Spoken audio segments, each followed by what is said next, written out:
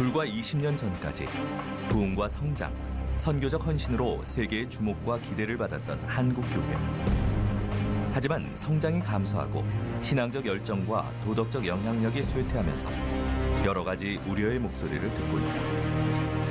한국교회의 이러한 국면과 맞물려 청년 사역도 위축되고 있다. 그때의 부흥과 헌신의 결과는 무엇이었을까?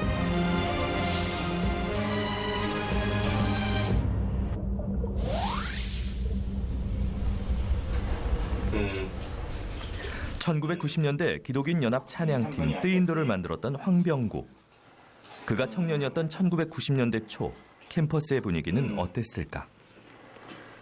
90년대 초반에 이제 캠퍼스 분위기는 이제 두 가지였는데, 기독교 신앙이 헌신된 젊은이들이 당시 경배와 찬양이나 찬양 문화에 좋은 영향을 받아서 밝고 건강하고 웃는 얼굴로 춤추며 이렇게 예배드리던 풍경이 하나 있고, 또 다른 한 구석에서는 고문으로 숨져가기도 하고 투쟁 중에 분신하기도 하고, 이러한 두 가지 풍경이 캠퍼스에 다 같이 있었던 거죠. 근데 그 두 가지 풍경은 전혀 어울리지 않는 풍경이어서 주님 너무 사랑해요, 이런 고백으로만 살아갈 수 없는 시대임을 절감할 수밖에 없었죠. 편에게 이제야 속이거나 불안하거나 염려 속에 근심 속에 살지 않으면 내가 우리 하나님께 모두 그 자리에 일어나. 민주화 투쟁이라는 역사의 굴곡 속에서도 찬양 예배는 청년들의 관심을 모았다. 하스테반 선교사가 1987년 영국의 프레이즈 앤 워십을 도입하여 찬양을 통해 예배 회복과 영적 각성 운동을 펼쳤다.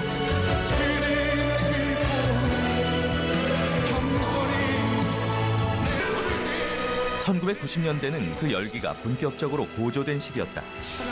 수많은 청년들은 대학 광장, 체육관 등에 빼곡히 모여 예배를 드렸다.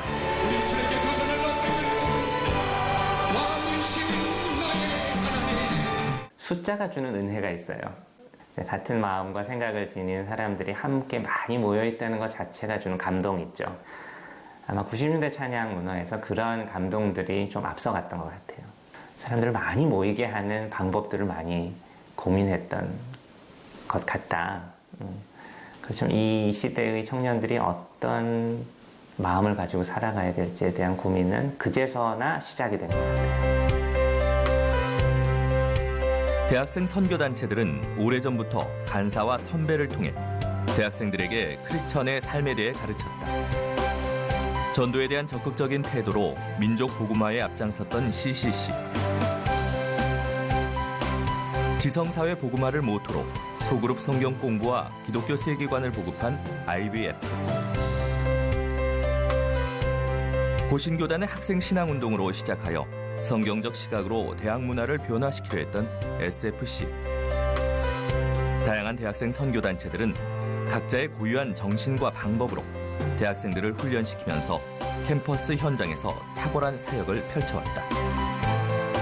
포스트 모더니즘이라는 새로운 시대 정신이 생겨나고 88 올림픽을 거쳐 한국이 국제화되는 흐름에서 맞이한 1990년대. 근데 이제 그런 흐름에서 찬양사역, 아니면 뭐 내적 치유사역 같은, 그리고 해외 선교운동 같은 이런 이제 현장에서 같이 몸을 부딪히게 하는 이런 사역들이 90년대 그 대학생들한테는 굉장히 어필하는 사역이었어요. 5,500여 명이 변화한 시대에 적합한 사역을 구상하는 것은 캠퍼스 선교단체 앞에 놓인 도전이었다. 현장에서 체험하길 원하고 타문화권에 대한 관심이 높아진 젊은 세대의 요청에 선교단체들은 세계에 대한 비전으로 응답했다. 이전까지 각자 사역을 진행했던 대학생 선교단체는 연합하여 선교 한국을 만들었고, 선교 한국은 해를 거듭하며 선교를 결단하는 청년들을 배출해냈다. 수많은 학생들이 공산권, 제3세계 이슬람권 나라들을 위해 기도하고 선교로 헌신했다. 연합의 결과는 세계 선교뿐만이 아니었다. 교회 청년부와 선교단체가 함께 연합해서 학원 복음화 협의회가 만들어졌다. 학원 복음화 협의회에서는 청년들이 복음, 민족, 역사라는 주제로 함께 기도했다. 그때는 또 운동권들이 조금 사그라들기 시작한 시점인데 이제 기독 청년들이 이렇게 기독 대학생들이 모이니까 굉장히 거기 참여했던 사람들은 익사이팅했죠. 90년대에는 청년 대학부들이 개교에서 이렇게 아주 활성화되어 있지 않았었거든요. 80년대에는. 그런데 이제 90년대에 이 부분이 활성화되어졌는데 그동안 선교단체에 있었던 많은 사역적 노하우들을 한국교회로 흘려보냈습니다. 큐티, 제자훈련, 찬양, 귀납적 성경 공부, 그 많은 기술 이전들이 90년대에 일어났습니다. 많은 청년들이 찬양과 선교를 목표로 모였던 분위기 속에서 말씀을 바탕으로 교회의 공적 역할에 관심을 기울이는 시도도 일어났다. 양세진.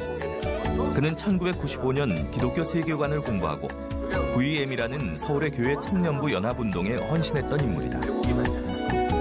청년 모임 하면서 이제 그런 세관 운동 내지는 공부를 쭉 한 2, 3년 하면서 이게 결국 기독교 세계관이라 하는 게 세상을 보는 단순히 관점을 갖는 게 아니라 실제로 세상을 변화시키는 실천이라는 생각을 하면서 VM 운동을 통해서 우리가 가져야 되는 영적 안목이라고 하는 것이 하나님과의 관계가 아니라 그러니까 그것이 전부가 아니라 하나님과의 그 온전한 관계를 통해 이 사회를 보는, 세상을 보는 게 바로 영적인 안목이다. 어떤 그런 것들을 좀 메시지를 가지고 있었는데 아마 그런 것들이 좀 당시 많은 청년들한테 어필됐던 것 같아요. 1990년대 당시 많은 사람들이 선교라 하면 타문화권 선교를 떠올렸지만 그는 선교란 하나님 나라가 세상과 부딪히는 사건이라고 보고 한국 사회 속에서 기독 시민으로 살아가는 것에 집중했다. 그는 기윤실과 참여연대를 거치며 지금도 민주주의와 공공성 함양을 위한 활동을 하고 있다. 그러나 적지 않은 청년들은 내실 있는 신앙의 힘을 키우지 못했다.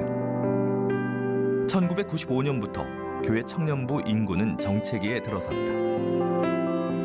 감성적인 찬양이나 외향적인 집회가 중심이었다는 것이죠. 그리고 이제 주된 메시지는 지금이나 그때나 역시 이제 비전 담론인데 지금도 말하고 싶은 것은 그 비전 메시지가 우리 청년들이 도달해야 될 목적지를 제시하고는 있었지만 그 길을 걸어갈 힘과 근육을 만들어주지는 못했다는 그런 아쉬움이 많이 남아 있습니다.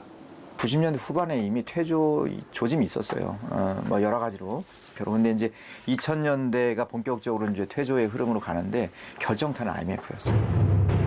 1998년 한국은 금융위기로 인해 큰 혼란에 빠지게 되었다.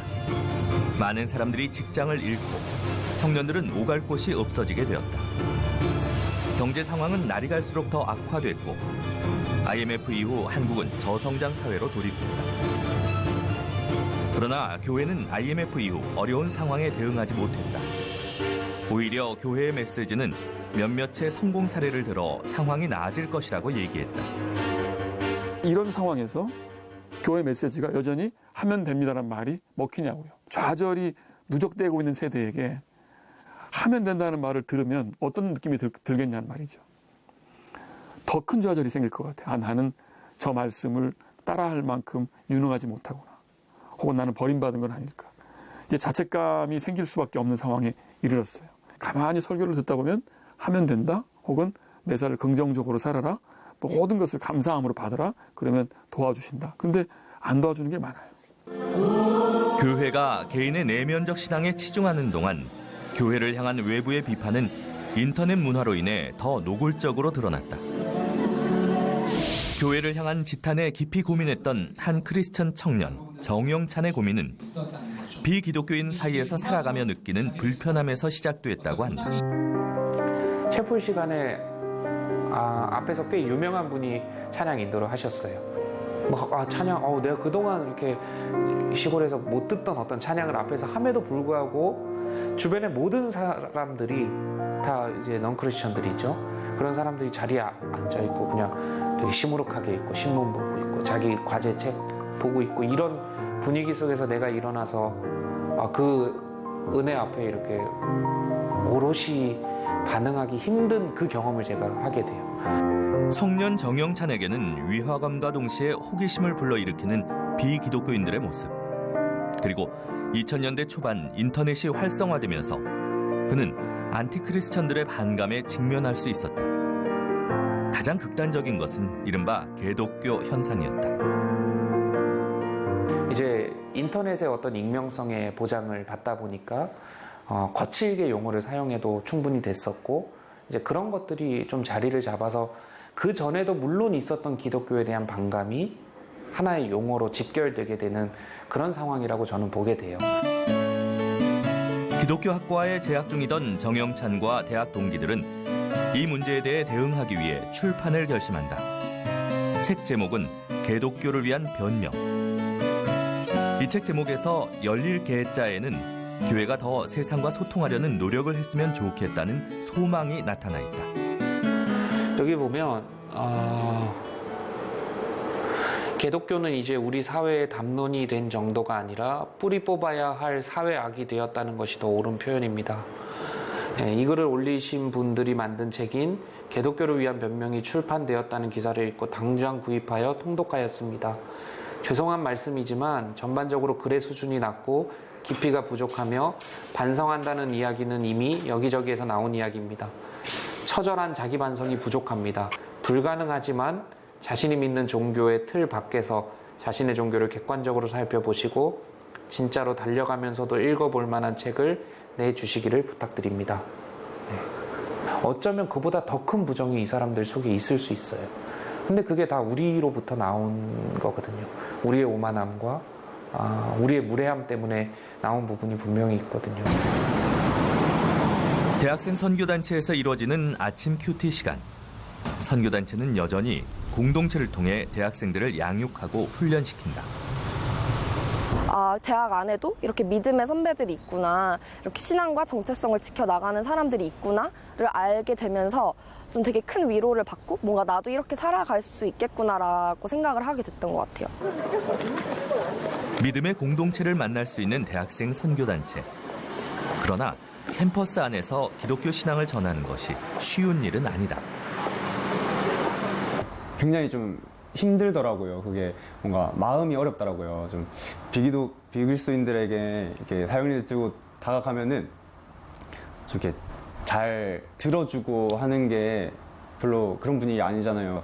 그리고 찾아가면 시간 없어요? 이러면서 이렇게 몰라요? 이러면서 그냥 이렇게 가시는 분들 굉장히 많으셨어요. 그래서 좀 마음이 처음에 할 때는 많이 어려웠어요. 그래서 정말 이렇게 복음을 아무도 들으려고 하지 않는구나. 가장 큰 차이는 잘 아시는 것처럼 우리나라의 경제적인 어떤 성장과 함께 복음에 대한 관심이 없는 거 갖는 거는 사실인 것 같고, 예수님에 대해서 그리고 뭔가 진지함이 갈수록 대학생들이 떨어져 가고 있는 것도 사실이고, 그거는 저희 공동체 내에서도 일어나는 사실입니다.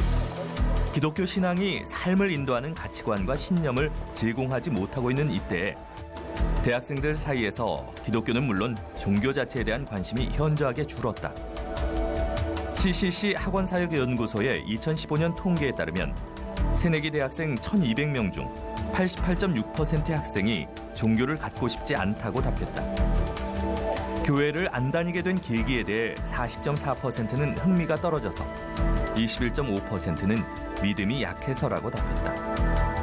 이런 분위기 안에서 전도에 적극적으로 반발하는 학생들도 생겨났다. 사실 저도 캠퍼스에 잠깐 좀 쉬려고 벤치에 앉아 있으면 5분, 10분에도 몇 사람씩 이렇게 노방전도 하는 분들을 만나니까 사실 비그리스도인들에게는 이 노방전도라는 것이 좀 거부감이 심하고 또 정말 이게 적실한 방법인가 이런 고민도 있습니다. 그래서 한 2년 전에는 서울대 안에 무신론 동아리가 이렇게 만들어졌었어요. 그래서 그 친구들이 뭘 했냐, 스티커를 나눠주면서 전도 퇴치 카드, 전도 금지 카드를 나눠주고 노방에서 전도하는 사람들이 다가오면 그 이제 스티커나 그 카드를 보여주고 나는 전도를 거부한다, 나는 무신론 동아리다, 이제 이런 운동들을 이제 펼쳤던 적도 있고 이제 그런 좀 분위기가 캠퍼스에 있습니다.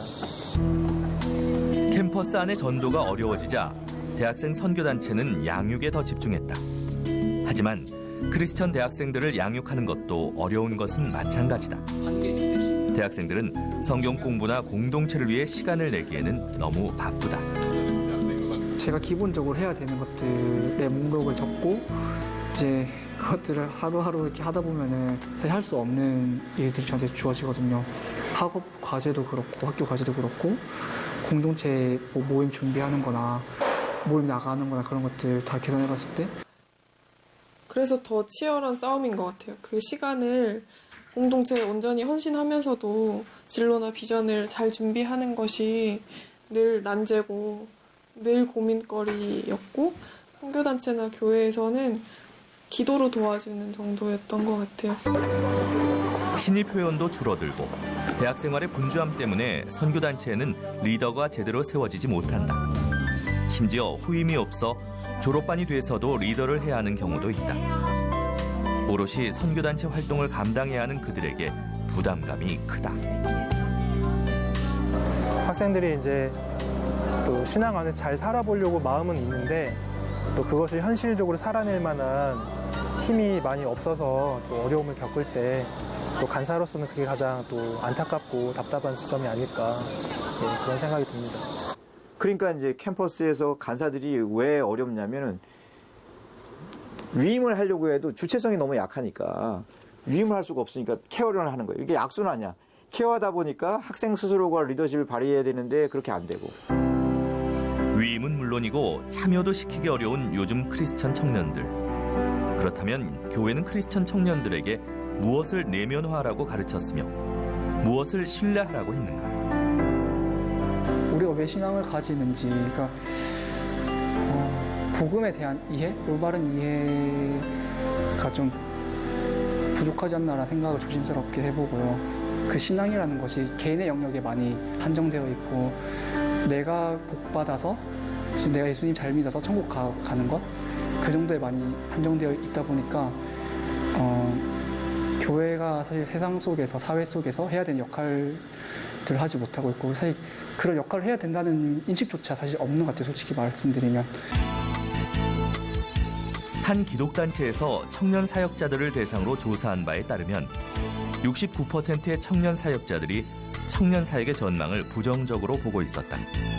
그 원인으로 41%가 청년들의 삶의 문제에 교회가 적절히 대응하지 못하기 때문이라고 답했다. 바쁘고 지친 청년들에게 신앙을 따라 사는 길을 제시해주기 어려운 청년 사역자들. 이들은 새로운 대안이 나와야 함을 절감하고 있다. 올해 저희가 청년사역 컨퍼런스 하기 전에 설문조사를 진행을 한 적이 있는데요. 일상 속에서의 크리스찬의 삶, 이게 한 40몇 % 나오고, 그 다음에 삶의 모든 영역에서 하나님 나라의 건설, 이게 또 한 30몇 %. 이렇게 합하면 거의 한 80% 정도가 키워드가 일상생활과 하나님 나라예요. 그러니까 삶의 모든 현장에서 살아내겠다는 얘기로 간 거죠. 거기에 비해서 우리가 익히 잘 알고 있었던 뭐 선교, 제자도, 경건생활 이런 것들은 아주 미미한 한 5% 안짝의 수준으로 나오더라고요. 그 말은 청년 사역자들이 자기가 하고 있는 사역을 어떤 그 컨셉으로 이해하느냐에 있어서 우리가 생각한 것보다 훨씬 더 나가 있다는 거죠. 그 반면에 실제 그럼 하고 있는 사역의 내용이 거기에 얼마나 부합하는가를 보면 또 부족해요. 그런 면에서는 지금 주어진 조건을 자꾸 거스르고 넘어서려고 노력하고 그 바깥으로부터 새로운 통찰을 얻으려고 노력하는 것이 청년 사역자가 반드시 서 있어야 될 지점이다. 그런데 많은 크리스천 대학생들이 직면해 있는 사회 문제는 바로 취업이라는 좁은 문이다. 사람들이 북적이는 이곳에는 진로 고민에 신앙적인 답을 얻고 싶어하는 많은 크리스천 청년들이 찾아왔다.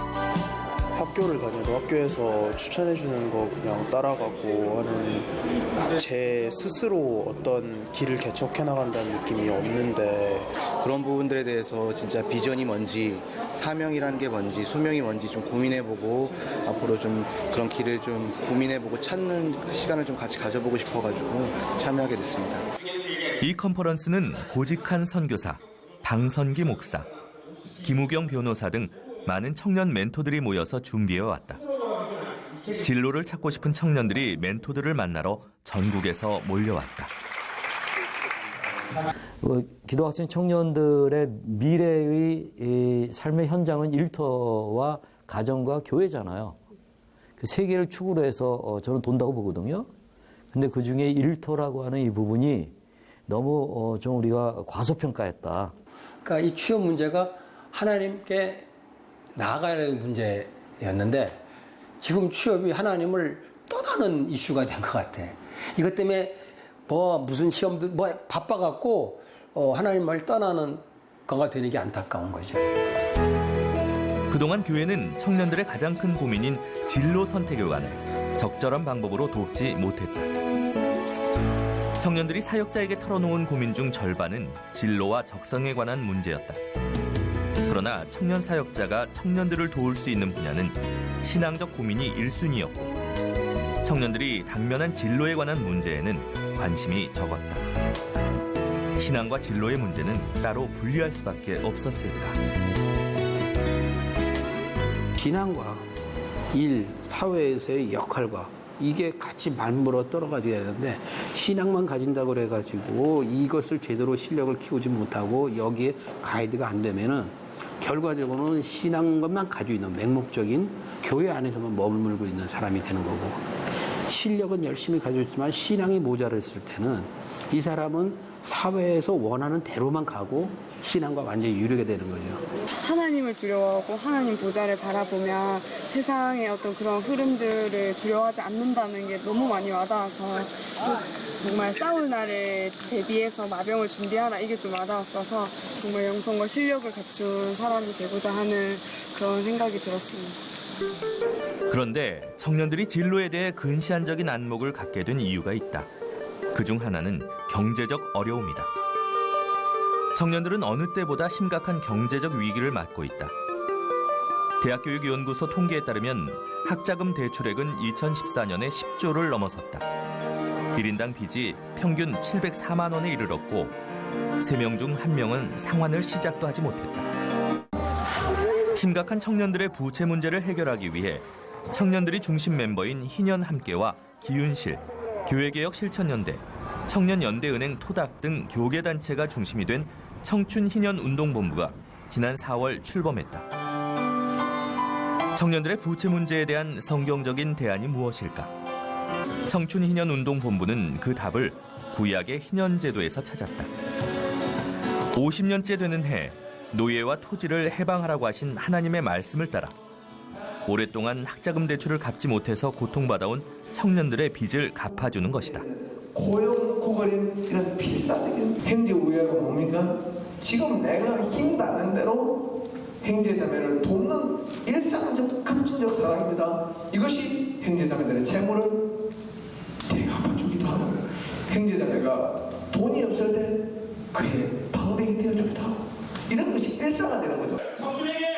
2015년 6월 1차로 이들은 학자금 융자로 허덕이고 있는 청년 10명에게 200만 원씩 지원하고 청년 스스로 자립할 수 있도록 재무 설계 등의 상담도 진행했다. 2차는 성도들의 후원을 바탕으로 빚으로 위축된 청년들에게 지원금 및 저금리 대출 전환과 더불어 재무관리 교육을 심화했다. 자신만의 문제가 아니고 우리 사회가 안고 있는 누적된 문제고 그래서 이 청년들의 정당한 권리가 보장되지 못한 사회다. 이거에 대해서 우리가 함께 목소리를 내야 되고 또 이거에 대해서 당당하게 자신의 권리를 찾아야 된다. 국회에서 토론회를 열었어요. 저희들이 1차 실행 결과를 가지고 국회의원들하고 같이. 그래서 그 자리에 그 채무자 우리 청년 지원자가 실명으로 자기의 사례를 발표하기도 했어요. 그 태도가 완전 바뀌는 거거든요.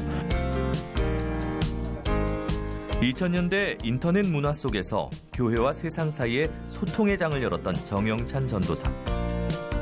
그가 사역하는 이 교회에서는 청년들이 새로운 실천적 참여를 시도하고 있다. 바로 그들의 삶과 현실의 이야기를 모아 출판하는 것이다. 아니 오빠는 모태신앙이잖아. 그러니까 오빠가 생각하는 먼저 만난 사람. 내가 생각하는 먼저 만난 사람. 나는 뭐 사실 교회를 그냥 다니기 시작했다고 먼저 만났다고 생각하진 않아. 제목이 되게 그거는 내가 내가 봤을 땐 별로 중요한 게 아닌 것 같아. 맞아, 내 생각도 그래.